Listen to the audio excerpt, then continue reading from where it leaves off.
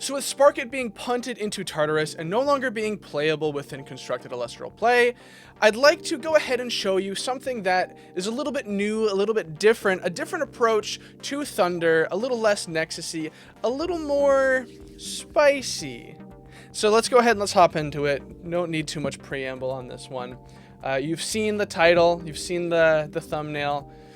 You know what we're going to do here. We got triple Astrabbit, unsurprising. Triple Elechic, unsurprising. This is our sauce right here. We are running triple Fulgaries. It's a brand new card in Daybreak.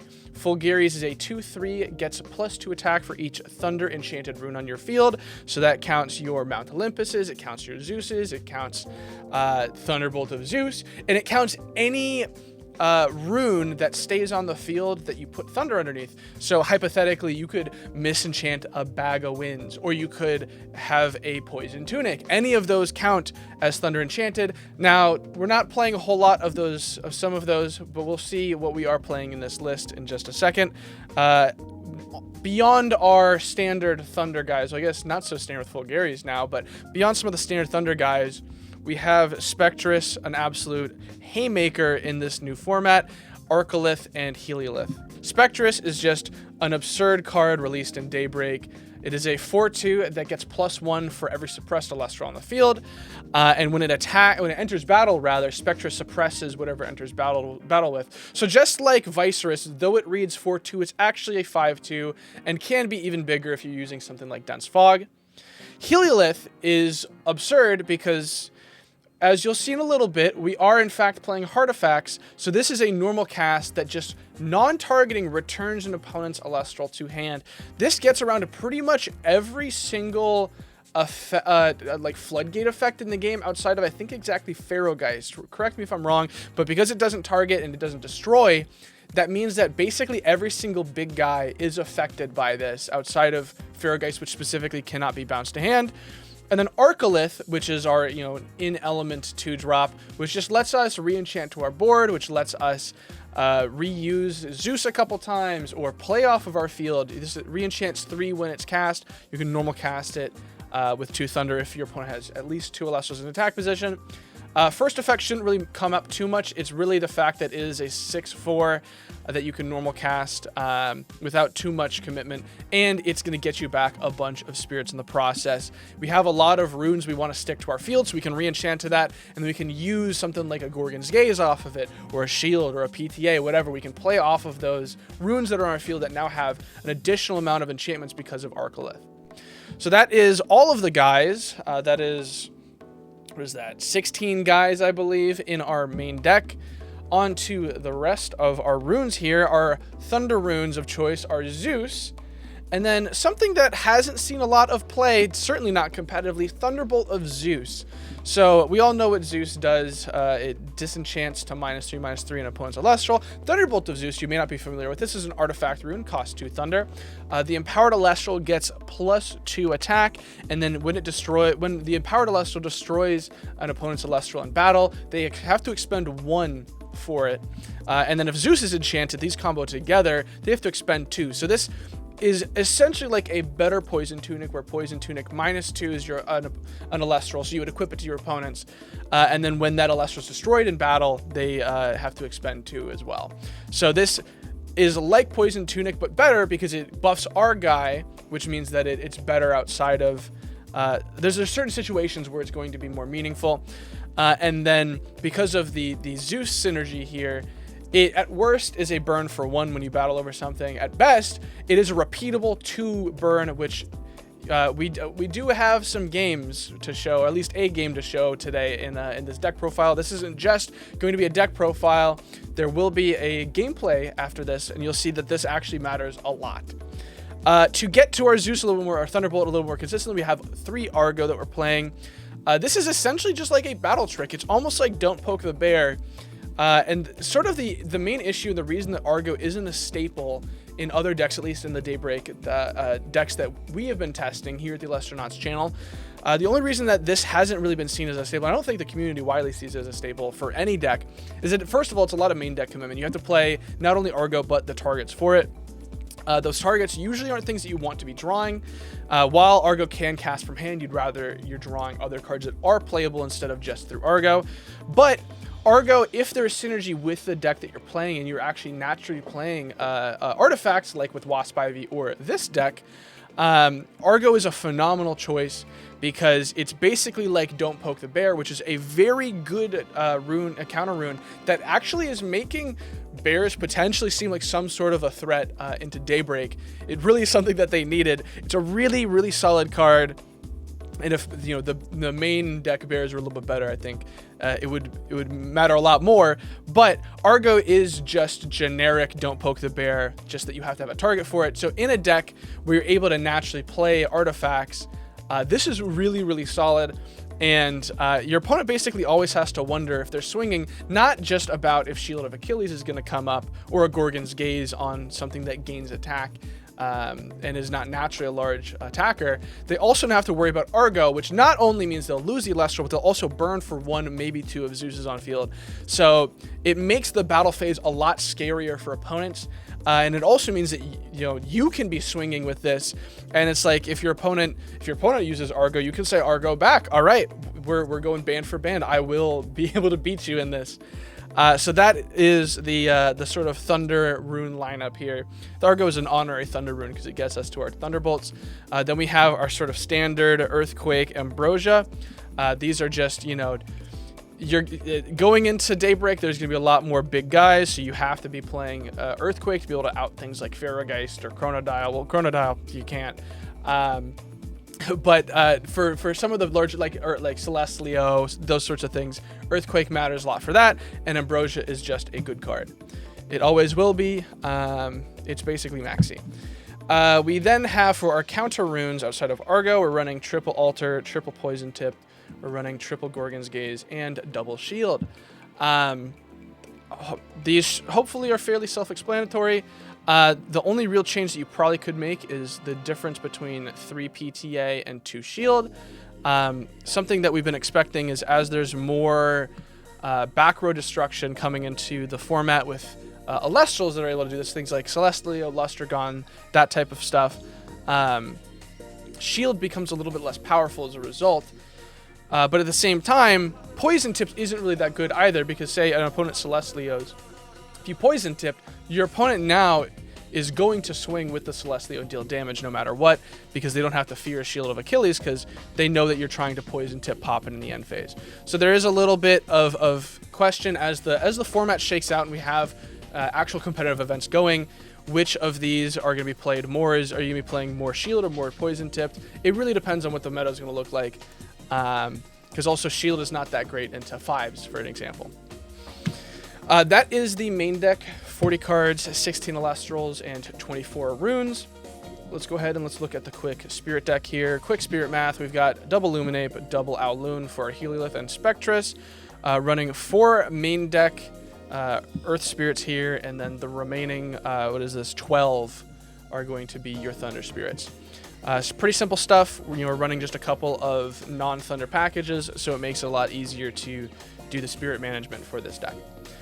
And then now that we are in best of 3, I do have a side deck for you as well.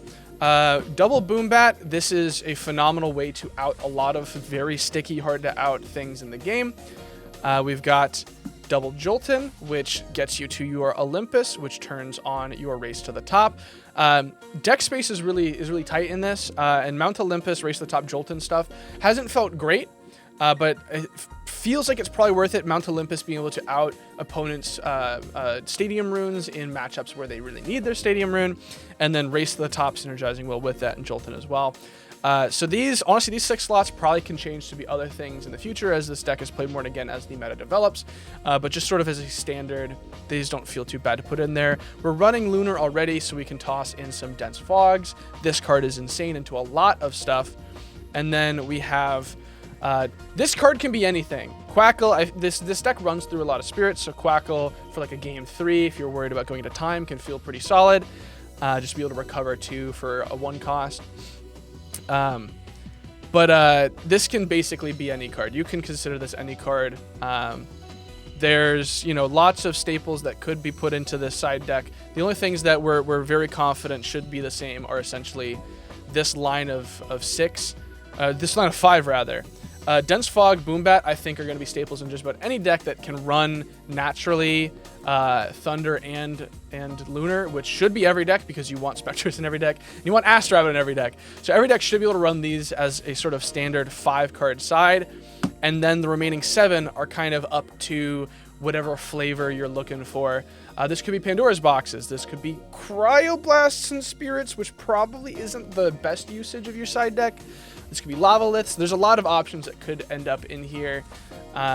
Resting on your laurels is another option into some particularly spirit-heavy matchups where your opponent, like Nexus matchups, like Water Nexus.